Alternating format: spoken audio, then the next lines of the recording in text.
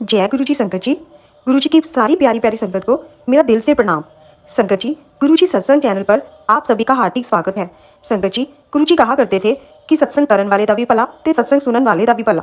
संगत जी, आप हर एक सत्संग को शुरू से लेकर अंत तक जरूर सुने, क्योंकि हर सत्संग में आपके सभी सवालों के जवाब होते हैं। संगत जी, आज की सत्संग को शुरू करने से पहले हम मंत्र जाप करते हैं। ओम नमः शिवाय। शिव जी सदा सहाय। ओम नमः शिवाय। गुरु जी सदा सहाय। जय गुरु जी संगत जी, आइए हम सत्संग को शुरू करते हैं। गुरुर्ब्रह्मा गुरुर्विष्णु गुरुर्देवो महेश्वरा गुरुर साक्षात परब्रह्म तस्मै श्री गुरुवे नमः। जय गुरु जी। जय गुरु जी संगत जी। संगत जी, लख लख शुक्राना मेरे गुरु जी महाराज का, मेरे मालिक का। संगत जी, आज हम गुरु जी की डिवाइन बुक दिव्य आभा के 14वें अध्याय का श्रवण करेंगे। संगत जी, इस अध्याय का सत्संग शुरू करने से पहले मैं आपको गुरु जी महाराज के बारे में कुछ बताना चाहूंगी। संगत जी, गुरु जी की महिमा का हम क्या ही बखान करें। वे तो अनंत हैं, अविनाशी हैं, अकाल पुरुष हैं। वे तो बिना कहे ही मन की सारी बातों को जान जाते हैं। संगत जी, उनके सामने जाकर मांगने की तो जरूरत ही नहीं पड़ती, बिन मांगे ही वे झोलियां भरते हैं। संगत जी, गुरु जी महाराज स्वयं ईश्वर हैं, परंतु उन्होंने कभी खुद को ईश्वर नहीं कहा। उन्होंने सदा सत्य के मार्ग पर चलने का रास्ता दिखाया। गुरु जी महाराज कहा करते थे कि अपने कर्म चंगे रखो। संगत जी, हमें बस कर्म अच्छे करने हैं और गुरु जी के दिखाए रास्ते पर, उनके वचनों पर चलते रहना है। गुरु जी महाराज हम सबके मन के भीतर की परेशानियों को, उलझनों को जानते हैं। ये नहीं है संगत जी कि गुरु जी महाराज उस रब के साथ जुड़ने के बाद मुश्किलें नहीं आती। वे तो आती ही हैं, क्योंकि ये हम सबके कर्म हैं। उन कर्मों को तो काटना ही पड़ता है।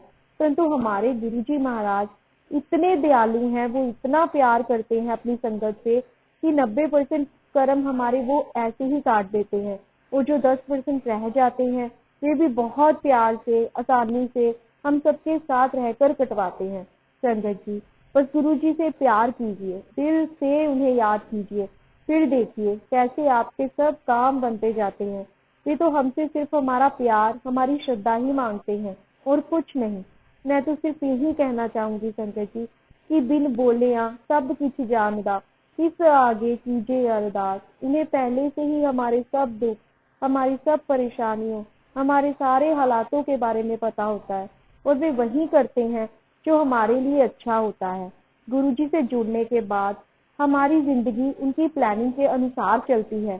संगत जी, आज का सत्संग गुरु जी महाराज के एक भक्त का है, जो इसी तथ्य पर आधारित है। तो आइए संगत जी, हम गुरु जी के उन भक्त का सत्संग श्रवण कर लाभ उठाएं। ईश्वर दूत। किसी भी स्पष्ट कारण के अभाव में जब महाविद्यालय में पढ़ रहा मेरा पुत्र शोक संतप्त हुआ, तो मुझे अत्यंत दुख हुआ। मैं ध्वस्त हो गई थी। यद्यपि हमने कई विशेषज्ञों की राय ली, मुझे गुरुजी की याद आई, जिनके बारे में मैंने अपनी बेटी से सुना था। मेरी बेटी के एक मित्र का परिवार गुरुजी के पास जाते थे। मित्र की माँ ने गुरुजी से परिचय कराने का प्रस्ताव स्वीकार कर लिया था।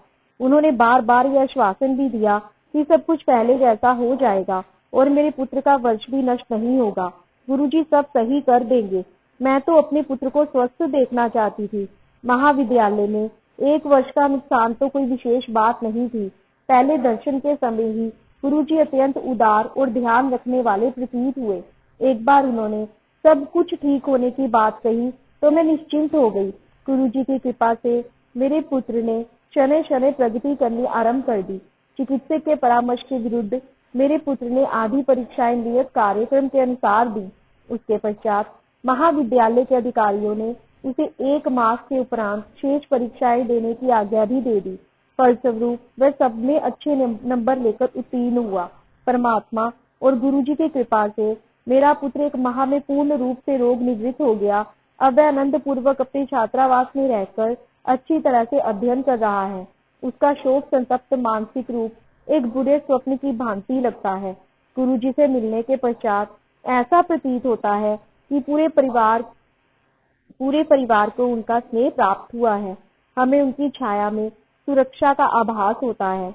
मैं गुरु जी की दया के लिए सदा उनकी कृतज्ञ रहूंगी। वे वास्तव में ईश्वर दूत हैं।